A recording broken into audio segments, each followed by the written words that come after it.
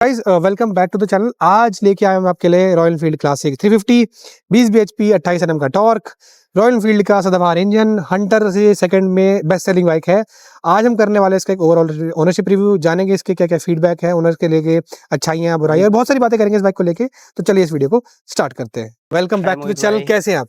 बढ़िया, आप तो बताओ। क्रिश भाई, मेरा सबसे पहला सवाल, कैसे आ गई आपके हाथ में? सो डैड ने ली थी ये हाँ। दो साल पहले। हाँ। सो वहां से बाइक सीखी भी और फिर इसको थोड़ा सा यूज करना स्टार्ट करा, यूट्यूब पे वीडियो देखी। देन हो गया, पापा का था, पापा ने ली थी अपने लिए, सो मैं चला रहा हूँ। तो क्रिश भाई, पहली बात, अपने फादर को थैंक यू बोलना हमारी तरफ से कि उनकी वजह से आप हमारे चैनल पे आ पाए। तो क्रिश भाई, पहला सवाल स्टार्ट करते हैं।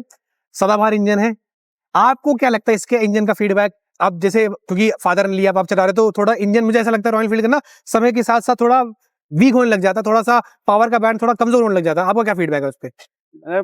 ठीक है ओवरऑल इंजन, बस एक इशू है, एक तो पावर बहुत कम है, मतलब उतना पिकअप अच्छा नहीं है और स्पीड भी कम ही है। फिर उसके बाद हीट बहुत करता है, गर्मियों में तो मन ही नहीं करता चलाने का और कभी निकलना है तो शूज में। ओके, हाँ समझ गया। तो क्रिश भाई, आपने शुरू होते ही कॉन्स बता दिए तो अगर कॉन्स बता दिए तो प्रोज भी बता ही दीजिए कि क्या क्या अच्छा लगता है बाइक के अंदर। रेट्रो लुक है, हाँ। थोड़ा सा एक टोरा है इसका बाइक का, हाँ। वो तो बहुत सालों से ही है। ओके। फिर उसके बाद ब्रेकिंग मेरे को इसकी अच्छी लगी, ब्रेकिंग इसकी अच्छी है, इसकी स्पीड के हिसाब से, इसके इंजन के हिसाब से ब्रेकिंग बहुत बढ़िया है। हाँ। बाकी साथ में यही है, थोड़ा सा इंजन का भी कह सकते हो, थोड़ी पावर है भी नहीं भी ठीक है। तो क्रिश भाई, माइलेज का एक बार पर्सपेक्टिव जान लेते हैं। माइलेज कितनी मिल जाती है आपको इसमें? मैं अभी रिसेंटली लैंसडाउन गया था, तब मैंने वहां पे देखी थी माइलेज इसकी, तो 40 के अराउंड आ गई थी। ओके। वहीं सिटी में 30 भी मुश्किल से जाते, अगर फुल ऑन ट्रैफिक है, एकदम अगर बम्पर टू बम्पर ट्रैफिक होगा तो दिक्कत आती है। बहुत दिक्कत आती है। ठीक है क्रिश भाई, अब अगला सवाल ये, रॉयल एनफील्ड का ऑब्वियसली बाई की ब्रेकिंग है, कैलिपर्स है, लेकिन जितना मुझे समझ में आता है कि भाई ब्रेकिंग उतना, क्योंकि इंजन बहुत भारी है, बॉडी बहुत भारी है, चेसिस बहुत भारी है, तो ब्रेकिंग थोड़ी कमजोर जरूर है। आपका क्या फीडबैक है? मतलब इसकी ब्रेकिंग मोस्टली ओवरऑल ठीक है, थोड़ा सा पीछे वाली ब्रेक है जिसपे मैं कम रिलायबल हूँ। ओके। मतलब उस पे ऐसा है कि बहुत लेट है, बहुत ज्यादा डिले है इसके ब्रेकिंग में। अच्छा। और उतनी अच्छी पावर भी नहीं है इसके अंदर। ओके, ठीक है। इंजन बताइए, मतलब लोग बोलते हैं कि इंजन इसका थोड़ा थकेला थकेला टाइप लगता है एक टाइम के बाद, तो वो बात सही है? अभी तो मतलब ठीक लग रहा है, जैसे नया था वैसा ही लग रहा है, ज्यादा नहीं, 2 साल ही हुए हैं इसको अभी लिए हुए। देन उसके बाद थोड़ा सा पिकअप में है कि स्टार्टिंग से ही कम है। ओके। और मेरे ख्याल से आरी के अंदर पिकअप इश्यूज हैं। ओके, हाँ ठीक है। तो जैसे मैं वैसे जानना चाहता हूँ, मुझे ये पता कि रॉयल एनफील्ड, मतलब क्लासिक की बात करें, जे सीरीज इंजन की, इसके तो गियरिंग रेशियो काफी टॉल है, तो वो जो टॉल गियरिंग रेशियोज है, क्या वो हाईवे के क्रूज करने में हेल्प करते हैं? मतलब ठीक है, अगर थोड़ा सा लंबा हाईवे है, थोड़ा सा अगर आपको पिकअप अच्छा चाहिए, बहुत अच्छा हाईवे है, तो उसके लिए थोड़ा सा कम है। बाकी ओवरऑल स्पीड के हिसाब से ठीक है इसका। ओके। अब हाईवे पे बात कर लेते हैं, तो हाईवे स्टेबिलिटी भी बता ही दीजिए कि ओवरऑल हाईवे स्टेबिलिटी, अगर एक मान लो आप 100-110 क्रॉस कर ले, क्या वो स्टेबिलिटी आपको एक्सपेक्टेड है या कॉन्फिडेंस बिल्ड होता है? 100 पे ठीक है, पहली बात तो ये 100 से ऊपर ले जाने के लिए बनी नहीं है 100 तक आप लेके चले जाओ, ठीक है। हाँ। उसके बाद अगर 120 पे एकदम ही एक्सट्रीम रेड लाइन कर दोगे तो थोड़ा सा मेरे को लगता है कि हैंडल वोबल हो सकता है। ऑल्दो मैं तो नहीं लेके गया हूँ, मैं तो 110 के ऊपर नहीं गया हूँ। ओके, जाती नहीं। ओके, ठीक है। अब बात कर लेते हैं भाई, एक काफी इंपॉर्टेंट बात कि पिलियन कंफर्ट क्या है, कैसा है? बढ़िया है?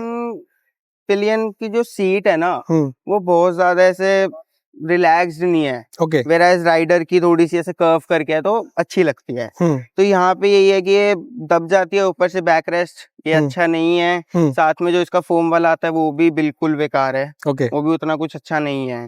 तो पिलियन कंफर्ट ठीक ठाक है, उतना कुछ खास नहीं है। ओके, अब बात कर लेते भाई आगे के लाइट, हेडलाइट थ्रो रात को कैसा है? थ्रो तो बेकार ही है। थ्रो तो आरी की सारी बाइकों का बेकार है। ओके। तो मन नहीं किया चेंज कराने का? मैं देख पा रहा हूँ फॉग लाइट तो दिख रही है मेरे को यहाँ से, तो वो तो समझ में आ गया कि आपको दिक्कत तो आई होगी, लेकिन जो मेन एलईडी का बल्ब है उसको चेंज कराने की इच्छा नहीं हुई अभी तक? मतलब लुक्स उसके अच्छे लगे मेरे को। देखो मोहित भाई, लुक्स थे जो मेरे को नहीं उन्होंने चेंज ना मजबूर था। कर दिया चेंज नहीं कराना। हाँ हाँ, इसके अंदर एक तो आरी का लोगो डाल दिया उन्होंने, हाँ हाँ हाँ। बहुत प्यारा लगता है देखने में आगे से। बाकी आफ्टर मार्केट लाइट्स ठीक है, तो आरी का एक वो है कि एकदम सामने ही लोगो आ गया, तो वो अच्छी चीज है। ओके, नेक्स्ट क्वेश्चन पूछते हैं भाई। ओवरऑल बिकॉज बाइक थोड़ी हैवी है, तो ट्रैफिक में मनूवर करने में दिक्कत परेशानी आती है? थोड़ा बहुत है, गर्मियों में आती है दिक्कत, हम्म इंजन हीटिंग है बहुत ज्यादा, हम्म। बट वैसे ठीक है, ओवरऑल हो Okay. जाती है मैनेज। अच्छा, एक और चीज आपने बोला मुझे कि जब आप ट्रिप पे गए थे तो आपको मतलब काफी चीजें इसमें अच्छी लगी, काफी चीजें बुरी लगी। मैं इसका ऑफ रोड का पार्ट जानना चाह रहा था, क्योंकि ऑब्वियसली बाइक थोड़ी हैवी है, तो ऑफ रोड करने में थोड़ी मतलब प्रॉब्लम्स हो सकती है। तो आपका क्या फीडबैक है उसको लेके? ऑफ रोड के लिए तो बेकार ही है। ऑफ रोड के हिसाब से इसके सस्पेंशंस भी अच्छे नहीं है और सीट भी बिल्कुल एवरेज सी है। अच्छा ऊपर से वेट इतना ज्यादा है, ग्रेवल वगैरह पे करोगे तो बहुत ही बेकार है, तो कॉन्फिडेंस बिल्ड नहीं हो पाता नहीं। बेसिकली। ओके, भाई फिर एक और चीज पूछनी थी कि इसका जो सर्विस का बैकग्राउंड है, सर्विस की क्वालिटी है और सर्विस की कॉस्ट है, तीनों के बारे में थोड़ा खुल के बता दीजिए। सर्विस बैकग्राउंड तो अच्छा ही है, इसके सर्विस सेंटर अच्छे ही है। ओके मोस्टली मेरा होता है जो सर्विस सेंटर, उसके अंदर जो बंदा है वो मेरा नोन है, ओके। तो वो अच्छी सर्विस करा के देता है, उसमें वो कभी कंप्लेंट नहीं आई। बाकी सर्विस कॉस्ट भी ठीक है, 1000-2000 के अराउंड पड़ जाता है। ओके, और पार्ट्स की जो मतलब एक एवरेज कॉस्ट है वो ठीक ठाक है, थोड़ी हायर साइड पे क्या है मतलब? ये जैसे अब नया वाला वर्जन है BS6 वाला, तो इसके अंदर बहुत ऐसे चेंजेस करे, LEDs वगैरह डाल दी, तो बहुत एक्सपेंसिव है। अच्छा, मतलब एक्सपेंसिव। हाँ। अगर पार्ट्स लेने जाए तो बंदा एक्सपेंसिव साइड हो सकती है। ठीक है भाई, एक चीज और पूछनी थी। एक मैंने कंप्लेंट काफी लोगों से सुनी क्लासिक को लेके कि भाई इसका चेन सेट बहुत जल्दी गिव अप कर जाता है, तो आपको कोई ऐसी प्रॉब्लम फेस करने को मेरे मिली को अभी तक ऐसी कोई इशू आया तो नहीं है।